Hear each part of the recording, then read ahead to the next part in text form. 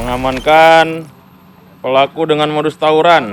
Anggota Polsek Ilir Barat 1 Palembang mengamankan 5 pemuda pelaku pelemparan kaca mobil truk yang kerap beraksi di kawasan Jalan Demang Lebar Daun Palembang, Minggu 6 Februari 2022 malam. Pelaku kerap melakukan aksinya dengan modus tawuran yang berujung pelemparan mobil truk yang melintas. Tindakan pemuda ini menimbulkan kecemasan tak hanya bagi sopir truk namun juga bagi seluruh pengendara yang melintas di kawasan Jalan Demang Lebar Daun Palembang. Meski telah berhasil diamankan, nyatanya tidak ada korban yang bersedia membuat laporan. Padahal polisi sudah meminta korban untuk membuat laporan. Atas hal tersebut, kelima pelaku yang sudah diamankan lalu dibina serta dimintai berjanji untuk tidak mengulangi perbuatannya.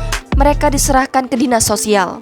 Video permintaan maaf dari para pelaku juga sudah tersebar di media sosial. Untuk diketahui, belakangan ini masyarakat Kota Palembang sedang marak beredar kabar soal aksi kejahatan di malam hari. Di awal Februari 2022, banyak beredar informasi di media sosial terkait peristiwa penyerangan dan begal dengan modus tawuran yang diduga dilakukan oleh geng motor di Kota Palembang. Terbaru, Lilis Novitasari mendatangi Polda Sumsel untuk membuat laporan kepolisian Senin 7 Februari 2022. Perempuan muda ini mengaku jadi korban sabetan senjata tajam oleh orang tak dikenal yang diduga bagian dari anggota geng motor di Palembang. Jumlah pelaku ada berapa itu saat itu?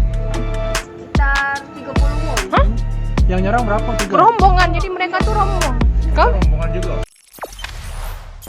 Jangan lupa subscribe, share, komen, dan like ya.